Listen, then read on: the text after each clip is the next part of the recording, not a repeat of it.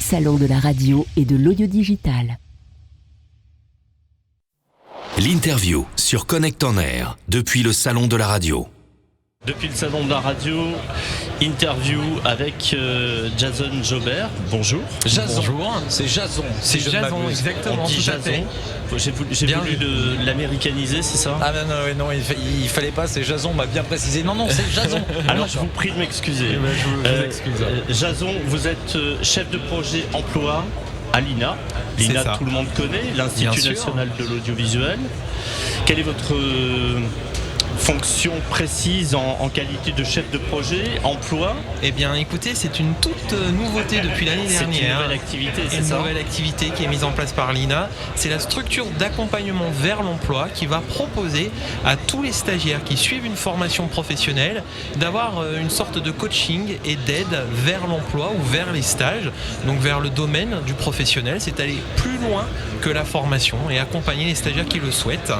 Eh bien avec du coaching autour du CV par exemple, une stratégie digitale à propos de LinkedIn qui est à revoir pour pouvoir capter l'attention de professionnels. Vous savez que le marché de l'audiovisuel est un véritable marché caché, ça marche par le réseau et donc du coup avec cette structure on va aider les stagiaires à faire un pas dans ce réseau pour trouver un emploi et pérenniser véritablement la stratégie de compétences acquises en formation.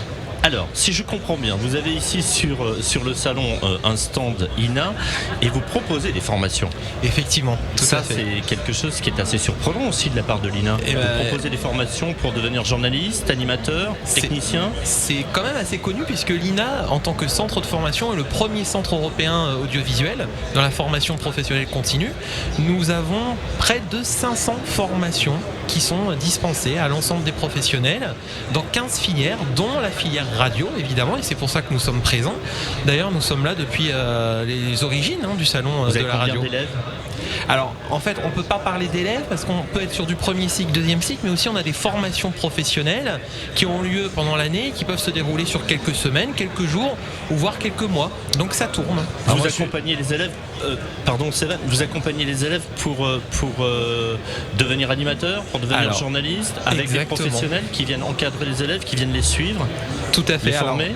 Nous avons par exemple un CQP qui est un titre professionnel pour les animateurs radio qui se déroule sur 4 mois, de novembre à mars, avec 2 périodes d'un mois en cours et des périodes de stage. Et nous avons des professionnels qui viennent effectivement dispenser ces cours. Je pense par exemple à Xavier Lessus qui est directeur de Nostalgie, qui intervient en tant que formateur. C'est mon patron. Et ben voilà, votre patron intervient sur le CQP, mais c'est pas le seul, dans d'autres radios. Et on a un vrai partenariat également avec les radios associatives qui sont les premiers employeurs d'animateurs radio sur le territoire, mais également avec France Bleu, avec ses 44 locales. Et il y a des contrats de professionnalisation qui sont mises en place. Mais c'est vrai que quelque part, je vais peut-être être complètement novice sur la chose, mais généralement quand on parle à tout un chacun de l'INA, on pense tout de suite aux archives de l'INA et on pense pas du tout à la formation. Nous, pour moi, l'INA c'était le passé, et là vous êtes en train de me parler d'avenir.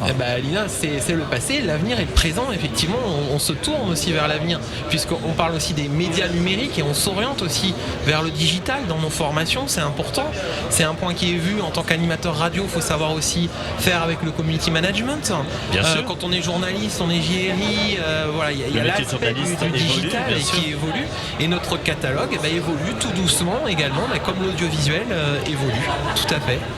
Alors pour vous contacter, ça se passe comment ? Il faut venir voir l'INA, il faut vous appeler pour avoir une formation, pour pouvoir profiter de ces stages, de ces compétences Alors, particulières. Nous avons un site qui est INA Expert où on retrouve le catalogue en ligne avec nos 500 formations dont je vous parlais tout à l'heure, 475 exactement. Mais c'est énorme, 475 formations. Oui, tout à fait. Nous faisons aussi des formations à la carte pour les entreprises. Ça aussi, c'est vraiment du sur-mesure. C'est important. On a RFI, par exemple, qui nous passe des commandes. Et pour répondre à votre question, on peut venir nous voir, nous contacter sur le site internet, par téléphone, sur le salon ici. Et puis, journée porte ouverte également le 29 février prochain, chez nous. Vous avez de la chance que cette année, ce soit une année bissextile, parce que sinon, le 29 février... C'est une année exceptionnelle, donc une visite à ne pas louper. Absolument. C'est le 29, pas le 28, le 29. C'est le 29. C'est le 29. Et on donne aussi des billes. C'est c'est le cas de la structure Save, avant, pendant et après la formation.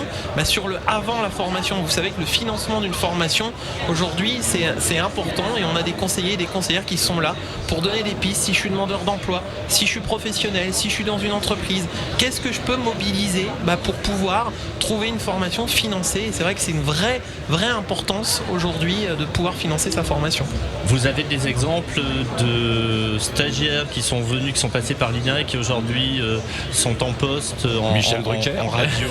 Oui, je peux vous donner un exemple très concret d'une jeune femme qui a fait la formation animateur radio l'année dernière, donc qui était ici sur le salon de la radio et qui dernièrement a trouvé un poste chez Radio Graffiti, donc une radio associative du côté de Nantes, à côté de chez elle. Ça a pris quelques mois, mais elle a une stratégie, elle est montée en compétences, elle a fait des maquettes puisqu'on a aussi des moyens matériels assez importants qu'on met à disposition de nos stagiaires et ça lui a permis de trouver, le job de ses rêves en quelque sorte. Est-ce que vous accompagnez aussi les stagiaires dans les métiers annexes à l'animation pure et simple, comme on a l'habitude de la connaître en radio, sur le podcast par exemple? Tout à fait, alors c'est en train de monter dans notre offre de services. Parce que vous parliez tout à l'heure de JRI, le journaliste reporter d'image qui maintenant est un peu multicasquette et c'est un peu le cas à la radio aussi, où il faut savoir faire de la radio, être prêt peut-être demain à faire du podcast, à aller aussi sur internet. Exactement,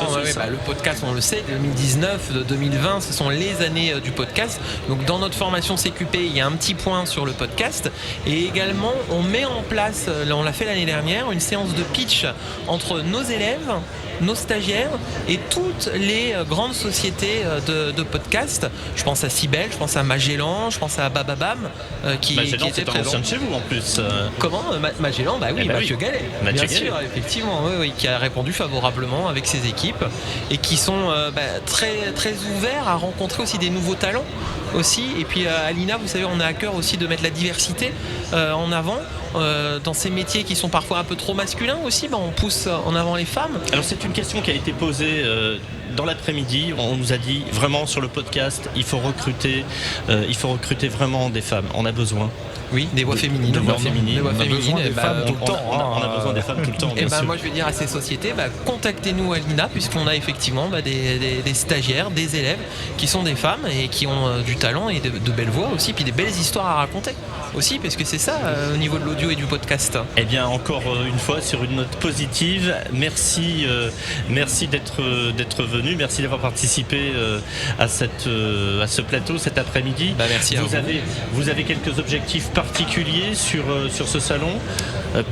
L'objectif c'est de se faire connaître encore plus, comme vous le disiez, par rapport à l'avenir et les nouvelles générations, que l'INA devienne une référence en tant que centre de formation de l'audiovisuel et des nouveaux métiers des médias, parce qu'on le voit, ça bouge énormément et puis en 2030 sans doute qu'on sera là à parler de quelque chose qu'on ne connaît pas encore aujourd'hui par rapport au monde de l'audio. Ça bouge tellement vite, donc venez nous voir. Vous avez un catalogue qui est extraordinaire. Alain, en 2030 on sera là pour présenter. Alors en 2030 c'est demain matin que c'est vent, donc peut-être une femme à vos côtés, voilà, justement, on l'espère aussi. La parité. On l'espère aussi. Ok. Jason Jobert, on peut vous retrouver donc sur le stand de l'INA, voilà, avec la petite montgolfière, on nous repère assez facilement. Oui, on vous repère assez facilement, vous n'êtes pas loin, et la petite montgolfière blanche avec écrit en bleu et blanc, c'est le code couleur, je crois, de l'INA. C'est le code couleur, le bleu de l'INA, tout à fait. Voilà, oui. Absolument. Merci d'être venu sur ce plateau. Merci. Bon après-midi. Bon après-midi. Salon de la radio et de l'audio digital. Jeudi 23, vendredi 24 et samedi 25 janvier 2020.